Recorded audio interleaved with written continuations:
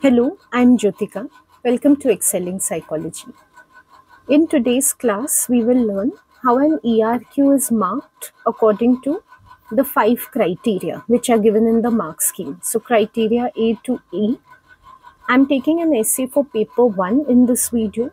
Previously, also, I have covered how you can write essays in many lessons, which you will find on the IB playlist in this channel.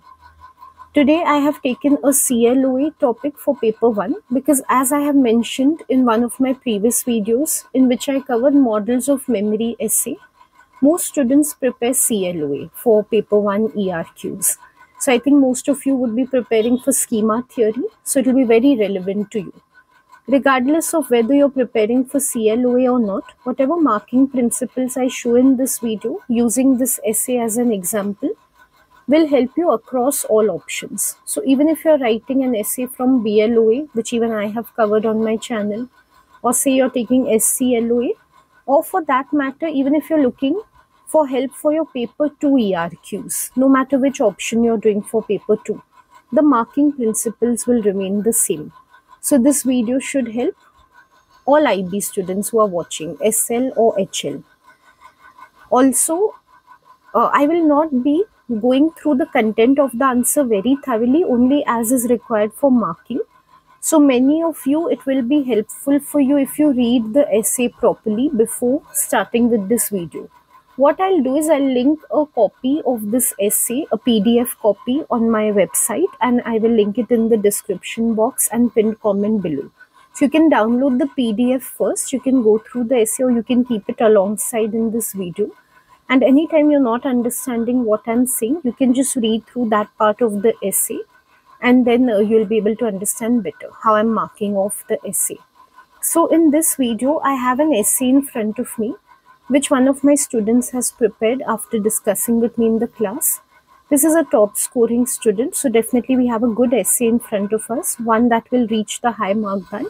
So for every criteria, how this essay is achieving that mark band is what I want to show to you.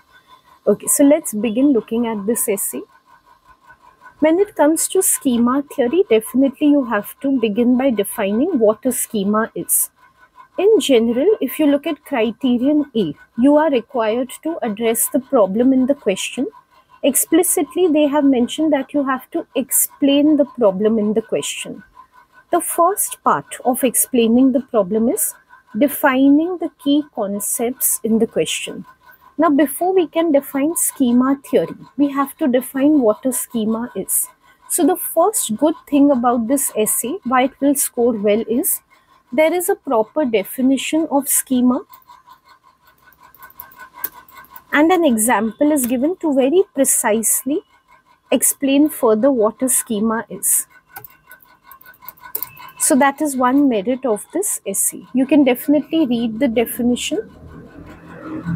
Just to show you what comment I have made here, this is the comment. So there is a definition and an example.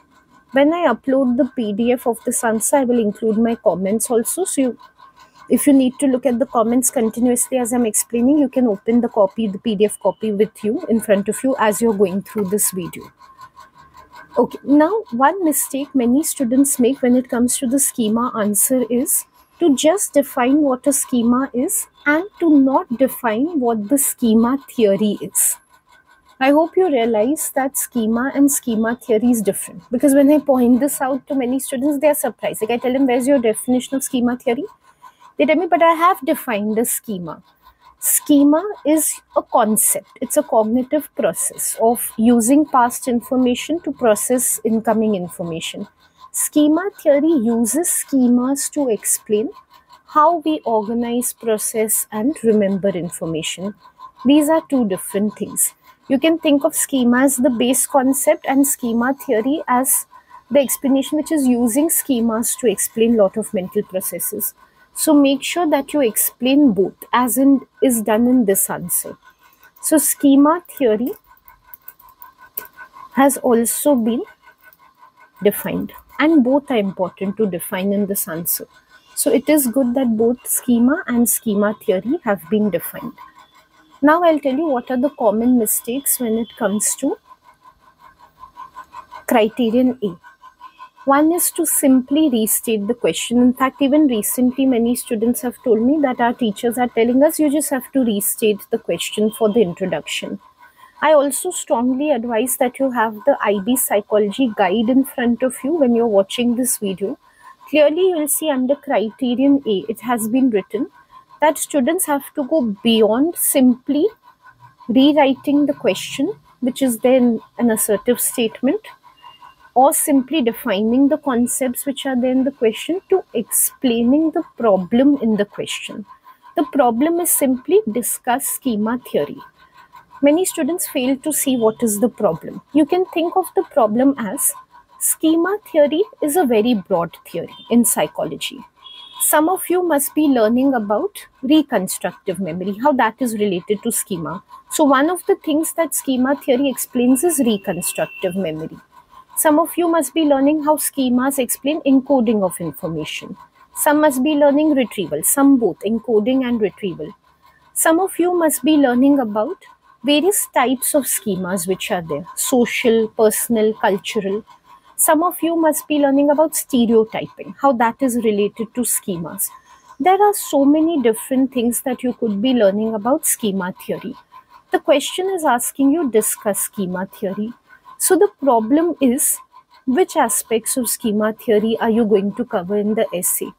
Which are those things or concepts which are explained by schema theory that are relevant to your essay? When you explain that, you are explaining the problem in the question. So what we have seen right now, whatever is highlighted here, that's just part of explaining the problem. Like that's just defining the key concepts. The next part of explaining the problem is outlining what is going to come in this particular essay. Another way of thinking about is the examiner has to read so many different essays. Some students are going to cover some aspect of schema. Some other students are going to cover some other aspect.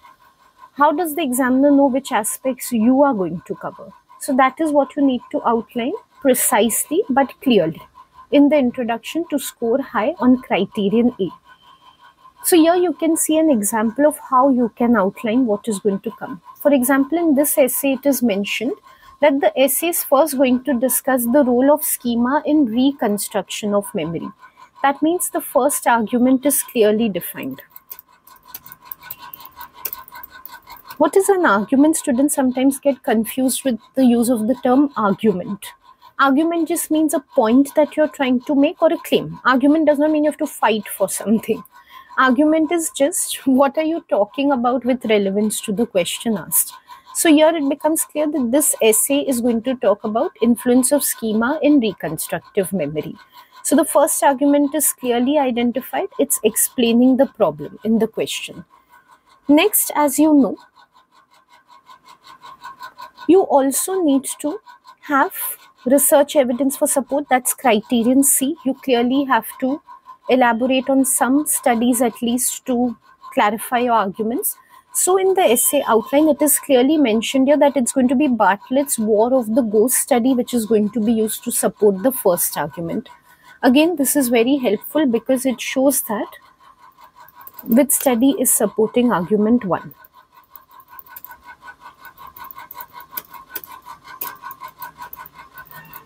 Of course, you don't need to elaborate on these things. It's only the introduction after all, so you can't give everything right here. But the good thing is that everything is being outlined for the examiner. Then in the same way, argument 2 has been presented, which is about how schemas influence encoding and retrieval stages of memory. I want you to notice how argument 2 is different from argument 1. It's not overlapping with the first one. A relevant thing that I've come across here, many students are telling me that in their schools they've been asked to give arguments and counter arguments. There is no such compulsion in the IB that you have to only give a counter argument or whatever argument you've given first, the second one has to oppose that. It could be a complementary argument. It could just be a different argument altogether showing some other aspect of the theory. That's fine. Just avoid giving only one argument. Again, there's no hard and fast rule of how many arguments, claims or points you should give. But ideally, giving only one, why I discouraged that is, because essays end up becoming very repetitive. If you look at criterion C, it's clearly specified that you shouldn't give too many pieces of research which are going on supporting the same argument. When you give only one argument, you inevitably end up giving a lot of research which is just supporting that one argument. So to avoid that problem, I would suggest don't give only one argument. Secondly, then should you give more than two arguments or as many arguments as possible? That ends up making the student sacrifice depth for breadth. Like you touch upon many things, you don't really explain and show your understanding of anything. One thing you'll notice consistently in all the criteria is that you need to explain things. You need to show your understanding of things. When you take a breadth approach, see, I know so much, I can touch upon this and that, but you don't go into the depth of anything. You don't really show your understanding. You really just show that you know a lot of facts. So I would say 2 arguments is a really good rule of thumb to follow. Follow it as much as possible. That's the ideal number of arguments you should have. So in this essay, you can see a second argument is given. Which study is going to support that is clearly outlined.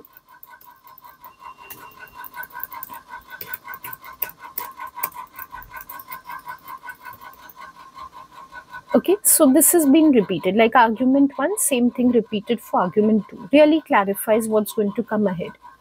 After this, it's also mentioned that schema theory itself is going to be evaluated. In the sense that schema theory is going to be evaluated, of course, in light of these essays. As you know, for criterion C, I'll explain further ahead. You don't have to only evaluate the studies unless the question is very specifically evaluate the studies for schema theory. Here it's discuss schema theory. So you do not have to evaluate the studies for their own sake, but to evaluate schema theory at large. So here you can see it's clearly mentioned schema theory is going to be evaluated in light of these researches, and then a critical analysis of the theory itself will be included. No doubt we are making 2 arguments and we will analyze them. But there's so much more to schema theory. There's so many other strengths and weaknesses beyond these arguments that we can consider for schema theory. At least we should give 1 or 2 more. Like our evaluation should not be only restricted to the studies that we are giving. What else is there to schema theory? For a command term like discuss, we must include that also. An overall evaluation of the concept or theory in question. So here, it's a very good thing that analysis of schema theory will be done. This is also identified. So this also counts as a merit of the introduction. Finally, what will come up in the conclusion, that is also outlined. All the arguments are going to be summarized and direction for future research will also be presented. So that's what the conclusion is going to look like. So far, whatever we have seen in the introduction, you can think of it as you're giving a preview to the examiner of what is going to come in the essay ahead. It's as just as a research paper has an abstract at the beginning, which really condenses everything across the research paper. That is what you're doing in your introduction for any essay that you're writing in paper 1 or paper 2. So to summarize what we have seen when it comes to introduction, criterion A, we need to firstly define the key concepts in the question. Then we need to give a thorough outline of what arguments we are going to make in the essay, preferably 2 arguments. Support studies which we are going to use, we have to specify those also. And then we have to mention anything else we are doing in the essay. That largely depends on the command term and the question. In the sense that here it is discuss schema theory, so we are analyzing schema theory itself. If instead it was just evaluate research into schema theory or evaluate studies that have been done within schema theory, perhaps we would have not included any analysis of the theory itself. It would not be required. So that part towards the end of the introduction is exclusively for the type of question given. Conclusion can be included in any question. You can definitely outline what's going to come in the conclusion. Again, many students tell me in their schools it's suggested that they should just summarize what is in the essay and not present directions for future research. There's no hard and fast rule. I suggest that we do present some directions for future research after considering what strengths and weaknesses are there already in the area. So coming to What this answer shows us about meeting criterion A. Criterion A requires explaining the problem. It is worth 2 marks. I will give this answer 2 out of 2 when it comes to meeting criterion A, because as I have explained, I'll just reiterate quickly. The concepts are defined. What is to come in the essay is very clearly outlined. So it explains the problem. It explains what is going to be discussed about schema theory very clearly, and it deserves a 2 out of 2 on criterion A. Criterion B is about knowledge, and criterion B begins in the next paragraph. It's not that one paragraph has to be for criterion A, another for criterion B. Now throughout we are going to switch between B, C and D criteria. The next paragraph which we are looking at, that is meeting the knowledge requirements, criterion B. Here I have very good advice that I always remember from Professor Popov, what he has suggested. He has suggested that whenever we write an essay, either when we are preparing it, we should not include the studies and the critical analysis, or after writing it, we should just strip away the critical analysis of the studies itself and the studies. And then we should check, do we have anything left in the essay? The biggest problem with most essays is students have developed a kind of formula that we are going to define the key concepts in the question, then we'll give study 1, give some evaluation of the study, study 2, give some evaluation of the study, perhaps study 3, evaluation of study 3, and conclusion. There are no arguments, there are no points being made at all in the essay, which results in no knowledge being shown at all. Like directly the student jumps to criterion C, which is using research support. But what is the research being used to support is not clear, because no argument or no point is made in the essay. So first of all, does your essay have any arguments? That is what you will come to know if you do the exercise, which I have just mentioned. And if those arguments are there, have you explained those arguments independent of the study? Like what I've highlighted here, you will notice it's a very brief paragraph, but it explains the argument before introducing the study. That is very important. Study should not come in abruptly into the essay. They should be made to support some point. So first let the examiner know what is the point that you're making, then come to the study. Many times students tell me, teachers tell them your essays are not coherent, they're not going in a flow. Every paragraph should link back to the previous point or previous paragraph made. This is how you'll be able to connect. If you have a point in the first place, if your essay is just like a random assortment of many studies, what are you going to relate with what in that case, right? So make sure you have an argument, you explain it very briefly. You don't have to give too many details, but that shows your knowledge. If you look at criterion B, it's about showing knowledge and understanding. The key word is understanding. Also making good use of terminology. All that you can satisfy all those requirements if you highlight on an argument. Let's see the argument here quickly. Again, I don't intend to read out everything, but it's about reconstruction of memory. How it is because of the use of schemas that we end up distorting our memories after we have recorded them for an event. That is explained here.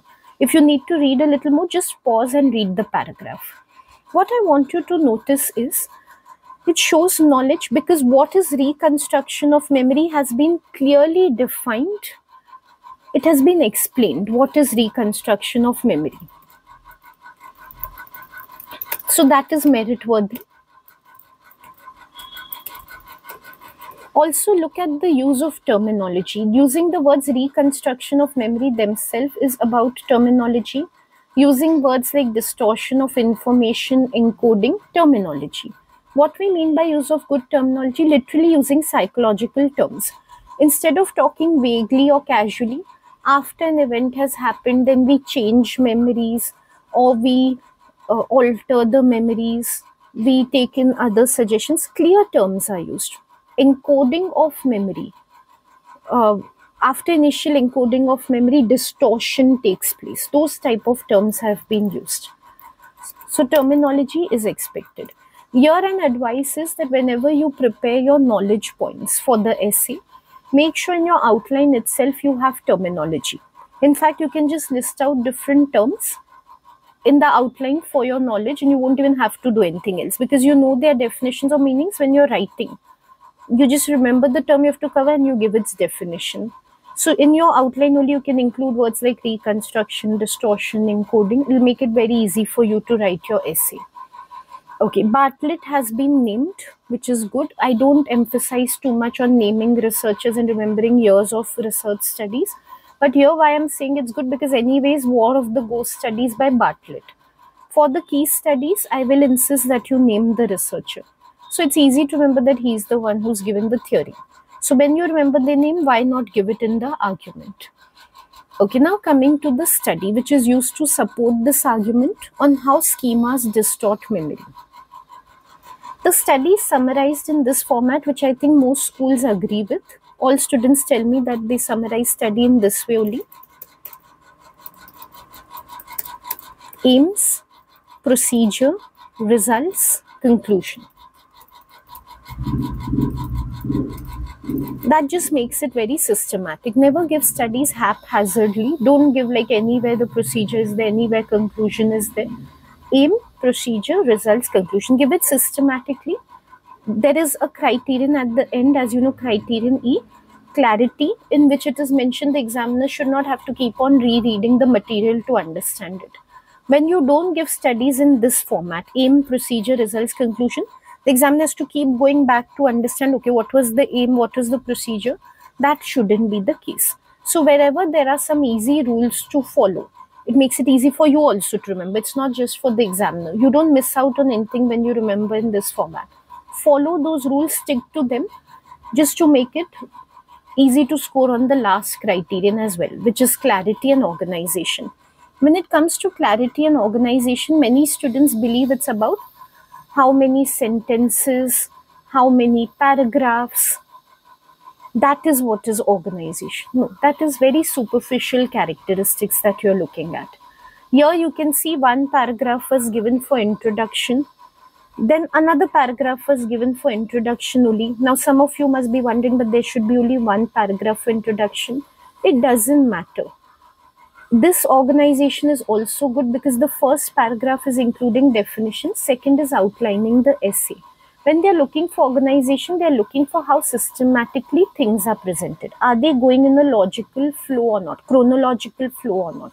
When a researcher does a study, what does he do first? He sets an aim, then he executes a procedure, then he collects the results, then he draws a conclusion. That is what we mean by organization. Answer should be organized. When we write an essay, what should come first? Argument should come first. If I give the study first, then I say, this is the argument which the study is supporting. Won't the examiner have to go back and reread the study to see whether it's matching the argument or not? That is organization. Things should come where they belong. They should come in their correct places in logical order. Organization is not about how many paragraphs you're making or how long your sentences are. Don't get distracted by those things. Which also brings one more thing to my mind, which is about word count. Word count ideally for essays should be between 800 to 1200 words. 800 minimum is required to explain properly, like 2 arguments, 2 study, and perhaps some evaluation of the theory itself. Like say instead of discuss, if it was evaluate question, you would also write a lot, not because of course that part gets excluded in which you analyze the overall theory, but then you do substitute by giving more evaluation points of the researches or the studies. So somewhere you compensate for that lost word count which is there. So definitely minimum 800 words are required. Shorter answers tend to sacrifice and on depth, whatever said and done. Here you will tell me, I know many of you all will download this answer and tell me, but it's much longer than 1200 also. It is, and it is intentionally so. Whenever I get my students to prepare answers in class, I tell them to prepare it a little longer for 2 reasons. One, it is better than preparing a shorter answer because in the exam you condense it further. So from a detail perspective, it's always better to have a reference which is longer because it will inevitably get cut down when you write it in the exam. Second is because other questions can also come, and in the classes we practice questions for all topics, but we are not able to do literally all possibilities for the remaining possibilities. Like if we've done discuss schema theory, for evaluate studies, evaluate research on schema theory. Contrast doesn't come generally for schema, but for those evaluation types, we just prepare outlines then, because repeatedly writing such long essays is not possible. So here, if they write more details, such as the study, you could cut down a little detail actually, but it just helps with the other questions. That's why I tell students to practice this.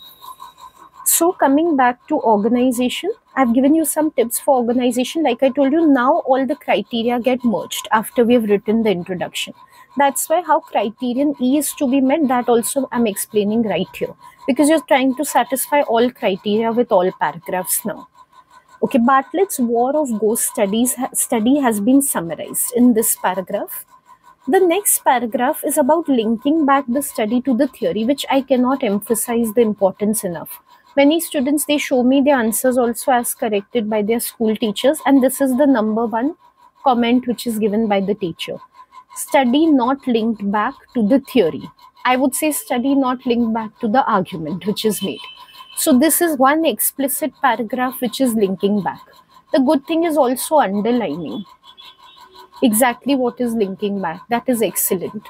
Linking back to the argument cannot be writing the whole study. The study supports the argument. That's not the link. Just see how the linking has been done here. Again, I don't want to read word to word, but I want you to see how the study has been used to further the argument about schema theory. Initially, we just explained the argument very briefly, that the use of schemas after the event has taken place causes distortion of the memory for that event. Exactly what distortion happens in memory, that is explained in the conclusion. Rationalizing things, omitting certain details, familiarizing certain things. Those of you who are doing Bartlett's theory for the schema reconstruction of memory, you must be remembering what errors he has spoken about when it comes to using schema. Omission, rationalization, familiarity. This is adding to the argument which was made initially. So initially we just say, okay, reconstruction of memory is done. Now after demonstrating in this study how reconstruction was done, we point out, okay, so schema causes these types of distortions in memory: omission, rationalization, familiarization. In the essay, in the criteria, you will see it is clearly mentioned for C, criterion C, using research to support the answer, the argument. That research support is considered good, which furthers the argument, which develops the argument further, not which just goes on reiterating the same point.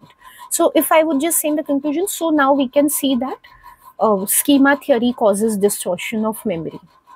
How does that add to the argument? Like, how does that develop the argument? It's just repetitive. This is adding to the argument, pointing out the exact problems that are seen in memory because of schema. I couldn't have given this before without the study, because it would not make sense. If I would just say there are omissions, rationalizations, what am I talking about would not be clear. But after I give Bartlett's study, when I talk about these things, now we get clarity on, okay, these are the elements which cause distortion. So again, you can see organization also, right things are coming in the right place. They are following logically where they should come. After they can be understood, then only they are placed. Secondly, development of the argument using research studies.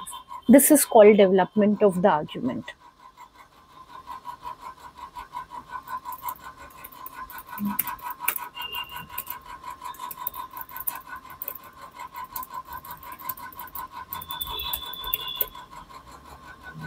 Okay, now coming to, of course, we have to meet criterion D, critical analysis. Again, most students will show me their paper and the top comment will be by the teacher. Evaluation is given, but one, it is generic. Two, it is not linked back to the argument. So now we'll see both the things, how they should be done. Bartlett's study is realistic. That's a strength that begins here. First thing I want you to notice, frivolous strengths and weaknesses are not given. Most students use the grave format for studies. Even I encourage that. You can see my video on it. But we are not evaluating studies for their own sake when the question is discuss schema theory. It is not evaluate studies of schema theory. So you have to use a grave analysis, no doubt, but standalone it does not make any sense. It must link back to the argument. So the most prominent strengths and weaknesses should be taken. Also, this is something I will say directly in a discuss question. When it comes to evaluating the studies, please take only one strength and weakness. Don't take more than that, because you need to leave that room to be able to analyze the theory in general. When you give two strengths, two weaknesses of the studies, you're not leaving that scope in the answer to be able to analyze later the larger theory. Take the strongest strength of the study and the strongest weakness and just limit it to that. When it comes, again, how do you decide which is the strongest strength and weakness? Generally, those strengths and weaknesses which are not touching on generalizability and ethics, they are too study specific.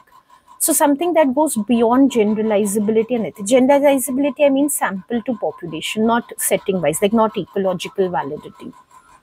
The biggest strength of Bartlett's study is its ecological validity. It's realistic because other studies on memory and schema theory have generally been very artificial, using lists of words, consonant syllabus. It's a one-off study of its type, which is very realistic, using narratives. Now in the paper, if I just write, oh, the study has ecological validity, and I move off to the next point, doesn't make sense. Like I said, many teachers will give feedback, answer is generic. Can you see how this is not made generic or how this is contextualized? People do often narrate to each other incidents that they have read in the papers or stories that they've watched in documentaries, etc. This is what is realistic about the study. Context. It's been pointed out specifically, see, this is what is realistic about this study. If I write a study is ecologically valid, that is one sentence I can give for so many studies across topics. So it's called generic. The same sentence I can lift off and put to many studies. This sentence is specific to Bartlett's study. His study is realistic because it has these elements. This is called contextualizing evaluation. So the strongest strength is taken ecological validity. It is presented in the contextualized way. Now coming to linking back. Is the study being evaluated for its own sake? No. Because the study is realistic, schema theory becomes ecologically valid. This is the way of writing. This is the way of linking back to the theory. The study is realistic. Yes, the study's findings are ecologically valid. But are we arguing for that? We are arguing for larger schema theory. We are arguing for schema theory causing reconstruction of memory. Given that what is happening in this study is realistic, it goes to show that in our everyday settings, in our real life, we must be reconstructing events just like we do in these type of studies. I'm talking about the larger theory when it comes to evaluation. I'm not evaluating the study for its own sake. Let's see one more example of this. The biggest weakness of this study is that the validity is questionable. There are alternative explanations. For example, when people don't remember things like seal hunting or fishing, that is just because that's just too much detail. So it can decay off from memory. It's well known that many things just fade away from memory. It's Bartlett's interpretation that because they are using schemas, they are forgetting such specific details. But can we read their mind directly? Are schemas concrete things which we can observe? No, they are abstract concepts in the mind. So it's an inference. Bartlett is saying that it's because of schemas that these mistakes are being made. Another theorist would say it's simple decay, fading away of memory. This is just too much detail for people to remember, that there was seal hunting and things like that. How do we know whose view is correct? Bartlett's view or another theorist's view? Now, this is contextualization. If I would just say alternative explanations are there, memories can decay also. Which part of this study is showing that maybe memories have decayed and schemas have not been used? Confusing seal hunting for fishing. This is something specific I can say only for this study. This is known as contextualization. Writing without this example would mean we are giving a generic point. So again, I hope you're seeing contextualization. And in conclusion of this evaluation point, am I saying that the study is invalid? No, because the results of the study can have alternative explanation. Perhaps schema theory by itself is invalid, because we are saying schema theory is true because studies like this are showing it. But if the study's results are only in question, we are not sure whether the interpretation of the results is correct. Perhaps schema theory has no basis. So again, I'm evaluating the larger theory in light of this study. This is how we write evaluation points. So my comment for this for critical thinking would be well developed critical thinking. Critical thinking which is contextualized and which keeps on linking back to the larger argument is said to be well developed. And it also furthers the argument, right? Even the evaluation which is done here is going to show me something further about the argument. They've given many areas of evaluation if you see the mark scheme.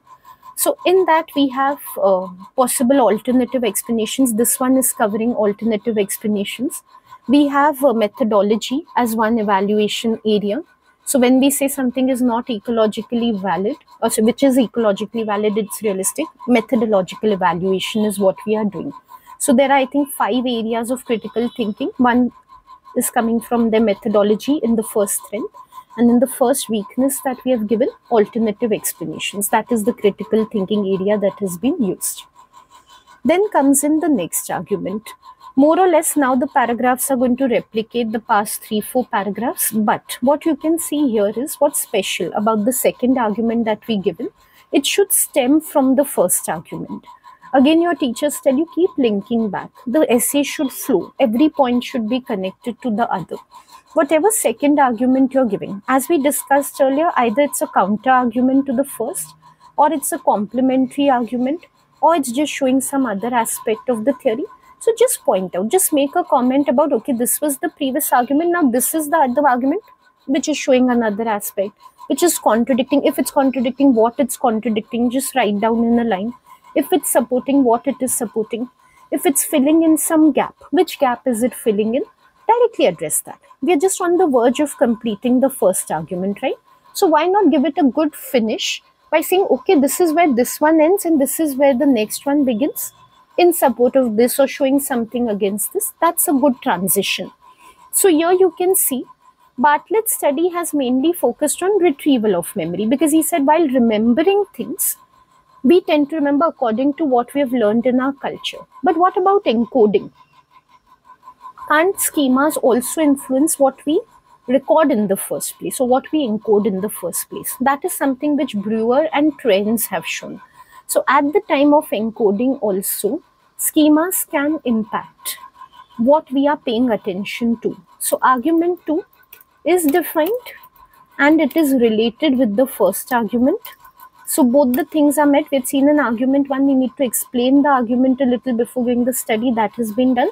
It's related with the first argument that will help to meet criterion E. It will show again there is good clarity and organization. It's stemming from the first argument. Then there is a summary of Brewer and Trends. I'm not going over it. You can pause and read it. Aims, procedure, results, conclusion. Again, that systematic format has been followed.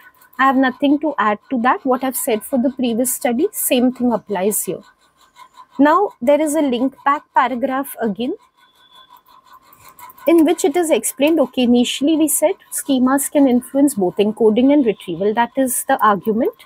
So now we are saying, okay, this is how it is supporting the argument by showing that only schema congruent information is encoded and then that is only retrieved, whereas incongruent information is ignored. Look at the terminology. Again, look at the terminology. Already you must have looked at how encoding, retrieval terms are used. Now, what is use of good terminology here? Schema congruent information. Instead of just saying things which are relevant or aligned with the schema, a proper term has been used. Schema congruent. Same way, schema incongruent. Another term has been used. So terminology is being used throughout. Linking back is being done. New elements are being introduced. It is good development is being done of the argument with the help of the study. Why? Because in the initial argument, we just said it influences encoding and retrieval. Now, what are we adding in light of this study? That it is also schema congruent information which is encoded, and schema incongruent is the one which is deleted. These aspects we can explain only after giving the study, because in the context of the study, we can show, okay, in the office, what is congruent is this. This is what participants remembered. What is incongruent is this. Some skull or some top is lying around. That is what they don't remember. So now we are able to relate back. So again, it's helping to further develop the argument. It's adding new elements to the argument.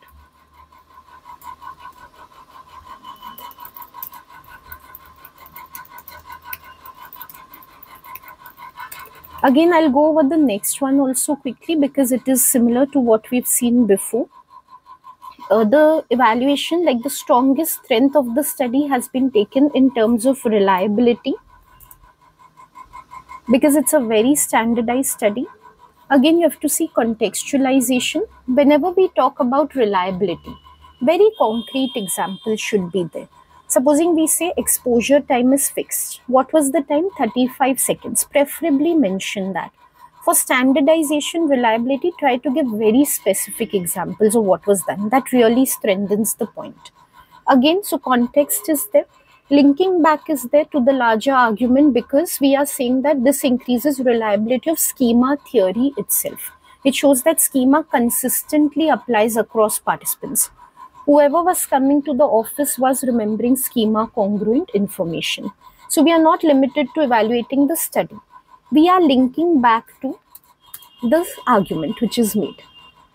And the prominent weakness of this study is that there are some alternative explanations. Sorry, not alternative explanations. There are some areas of uncertainty. Again, if you look at the marking criteria, you'll see one evaluation area for critical thinking is areas of uncertainty. And many students do very weakly on alternative explanations and areas of uncertainty. Both have been identified in this essay, which is excellent. Although there's no separate marking for that. Like you don't get extra points for talking about these critical areas. But many times students ask me, when we think of evaluation, we can just think of standard methodological points. Nothing else comes to mind. So I hope reading essays like these will help you think of how you can think also about the critical areas like areas of uncertainty. Like you'll be able to diversify your critical thinking. Here you can see in Brewer and Trent study, they could show how schemas influenced recall. Recall became poor because of use of schemas. But they couldn't explain how recognition still remained intact. When participants were asked to select from multiple choices, they could remember which items were there in the office even if they were incongruent. That means their schema theory explanation selectively only explains how schema distorts encoding and retrieval of recall, not of recognition. That's an area of uncertainty. Why is that the case? They have not been able to explain. So it limits schema theory itself as an explanation. Again, not just their study.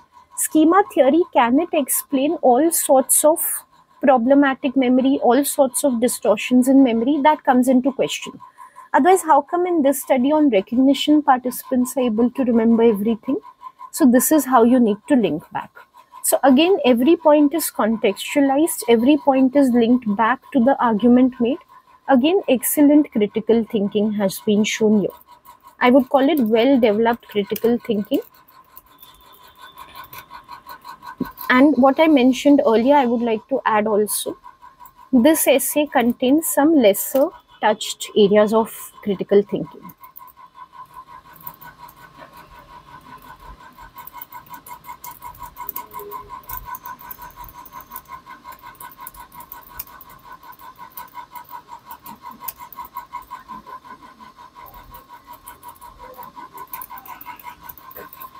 Which can really push it towards higher marks. Like I said, does not receive extra credit. Like it's not like one area is better than the other. But overall, it gives very good clarity. Like very strong points are being made because of this. So on criterion A, E, D and E, for example, it can score very highly because of this.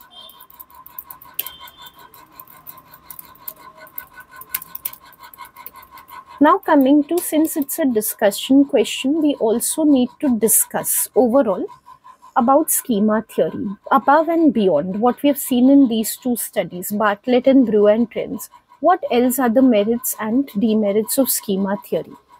There's no hard and fast rule as to how many merits and demerits you have to give. And do you have to give merits and demerits both, or can you just give some merits or some demerits? No rules. I would suggest though, same rule I would apply which I apply to studies. Give the strongest strength and the strongest weakness of the theory. Don't give more than that. Again, you'll end up sacrificing depth for breadth. I know there's too much. Like if you do a magic evaluation, I will cover that also soon. I've done grave evaluation for studies already. I'll do a magic evaluation for theories. So if you do a magic evaluation of the theory, you can come up to 6 points to evaluate the theory. But just select the most prominent strength and weakness. Make the essay powerful. Don't sacrifice quality for quantity. And I would suggest to keep a balanced perspective, give one strength and one weakness, though it is not compulsory. So I'm just applying the same rule that I applied for all the studies. A strength of schema theory beyond what we've already discussed. We've already evaluated schema theory itself, not just the studies. But beyond what these studies have shown, it has a lot of practical relevance.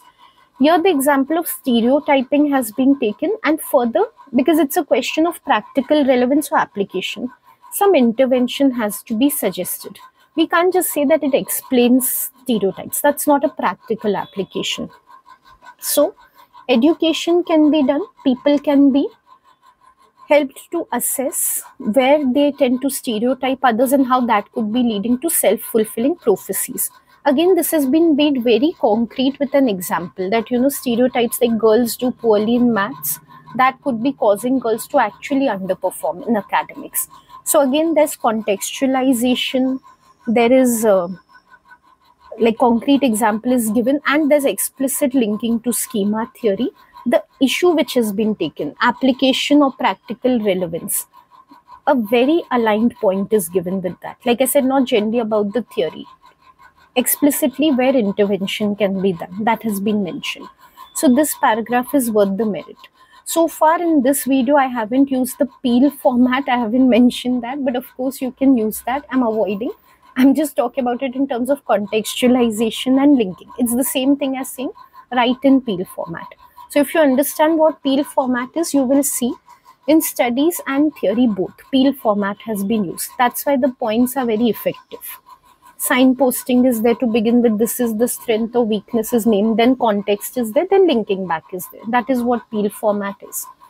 Weakness of schema theory has been taken as there are possible alternative explanations. No doubt this point was taken in light of Bartlett's theory also, but here another memory theory which comes very close to explaining what schemas can explain alternatively, cue-dependent forgetting. That has been taken over here. Schema theory, we saw that it does not account for recall failures. It accounts for recall failures, it does not account for how recognition is successful. So cue-dependent memory seems to be a better explanation of memory rather than schemas. That is what is explained here. You can read it at leisure. Here you can see I have not used any full-fledged studies to support these general theory points, but we can make a link to Brewer and Trent. Since we've already mentioned it, we can always give an example and say, okay, that's related to what we've seen earlier also. That's perfectly admissible. So these two paragraphs which we have just seen, these both paragraphs are evidence of solid critical thinking meeting the requirements of a discuss question. Like they are showing how discussion should be done of the theory in question, because it's not discuss studies done on schema. In fact, discuss doesn't come for studies. Discuss schema theories. So this is solid critical thinking about schema theory as a whole. Very much required for a discuss question. And it's also a balanced perspective. In terms of criterion D, where they require critical thinking not of individual studies of the theory, it really furthers the argument in the sense that it furthers critical thinking beyond the studies about schema theory. Like now, if you look at it overall, the essay is not only about 2 or 3 studies and how they have supported or not lent support to schema theory. It's much beyond that. There's so many things spoken about schema theory in this essay.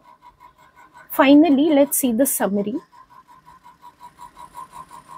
Like as mentioned here, to summarize, schema theory is a plausible explanation for how information is remembered. Why we are saying it's plausible? As a very brief summary of what we have given above. Yes, we can summarize the main arguments and all again, but not required. Overall, I've given one line, that's also enough, that it's plausible. This one word plausible indicates that, okay, it might not be perfect, because as we saw, there are alternative explanations, and also it is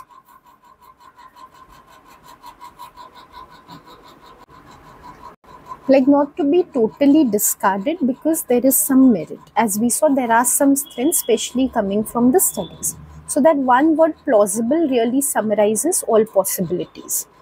I said that I will be mentioning about future research as well, though some examiners feel that is not to be done. So in terms of future research, it does give the direction that we need some studies which can go over and above the findings given by Brewer and Trends and Bartlett.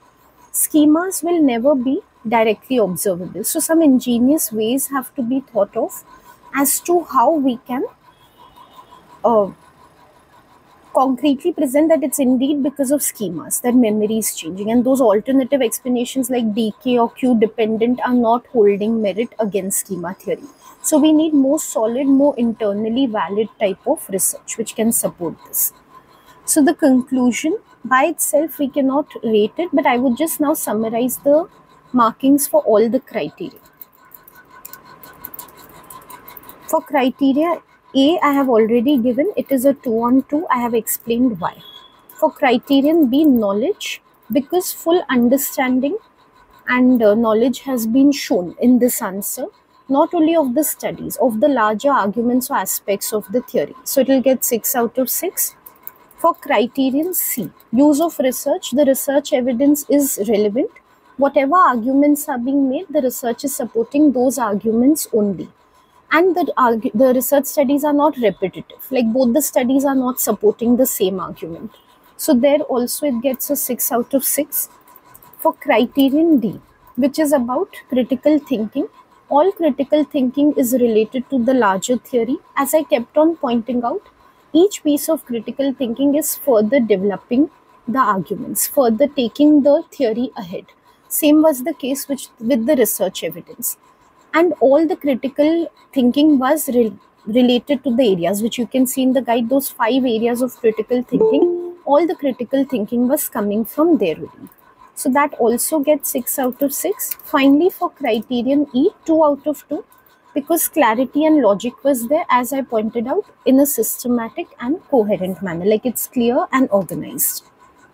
Okay, more about this, as I told you, I'll put up the document. I will modify some of the comments also, so it is more relevant to you, what is seen in this answer. So definitely download the PDF, like even if you've understood the video independently of the PDF, you can download that PDF in which you'll get to see more proper analysis through my comments. If you have any feedback about this video, you can leave it in the comments below. And if you want tuition for IB psychology, you can contact me on my email ID or personal number, which I'm leaving in the pinned comment and description box below. I'm sorry, I'm in a rush right now, so I just have to leave. And I'll come back very soon with another video. In the meanwhile, you can study from the PDF of this answer. Goodbye, see you soon.